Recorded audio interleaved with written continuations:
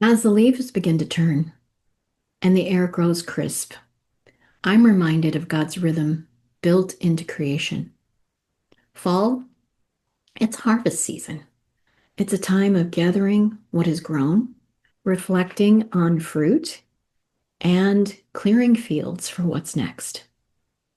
Farmers don't carry spoiled crops into the winter. They sort, they release, and it's a time of preparation. Too often, as people who serve, people who give, as leaders, we drag misalignment forward.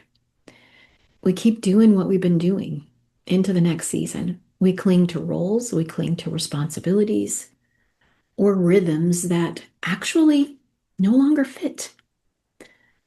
And we wonder why we're exhausted, why joy feels so far away, why we still carry the weight year after year after year. Have you ever felt that ache in your soul that whispers, this isn't it? One of my clients told me, I've come a long way, but I can't imagine everything clicking together, that everything was going well. And another confessed, I'm always the one making things happen. But who's helping me? These words often describe what happens when we skip the part of reset, when we don't pause, when we don't reflect on what's working, release what's draining, and realign with God's design.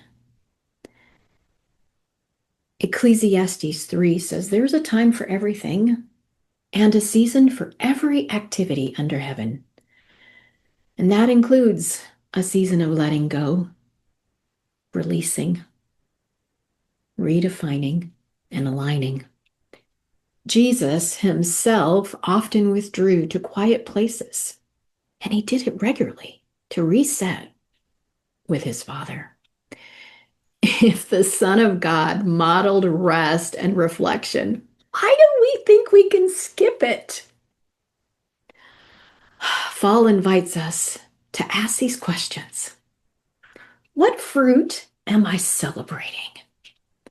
What weeds need to be pulled?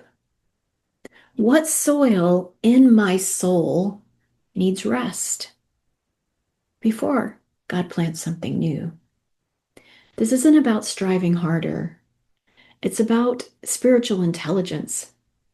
Your subconscious will keep repeating patterns unless you pause to reset them. What you don't resolve, you just recycle. Rinse and repeat isn't always the best tactic. And here is the truth. You don't have to drag misalignment into the next season because God is giving you a permission today to reset. I remember a season when I was juggling multiple roles: business owner, ministry leader, mom, wife, grandmother. And I was pushing through with faithfulness as if everything was all up to me. But really, I was carrying loads God never asked me to. And it wasn't until circumstances caused me to pause, knocked me off my feet, actually, and I began to reflect, realign, and listen for God's voice. Peace began to return. And from that, reset happened, clarity happened, new opportunities, and new fruit. So pause for a moment and ask yourself, what am I carrying that feels too heavy? What needs to be laid down so that I can walk in peace? And perhaps, what do I need to say yes to that I haven't because it's scary?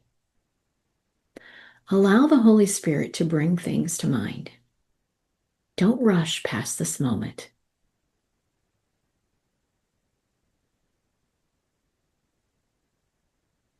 Here is a declaration for today. You don't have to carry misalignment into your next season. You were born to live aligned, at peace, filled with joy, and being fruitful. So I want to invite you, if you're ready to discern what needs to be released, what God is planting next, schedule a wisdom call with me. Bring your biggest challenge, the thing that's stealing your peace. And I guarantee you we can solve it together, especially with God's strategy in mind. And if you want to end this year in peace, not pressure, join me for my next masterclass in November, and we'll walk through a guided reset so you can step into the new year completely aligned and not exhausted. Because just like harvest, the season can be fruitful, but only if we learn the power of pausing, reflecting, resetting, and preparing our heart, which is the soil for what is next. Click the link where you find this. Schedule a call, register for your masterclass, and let's end this year with power, purpose. Say yes.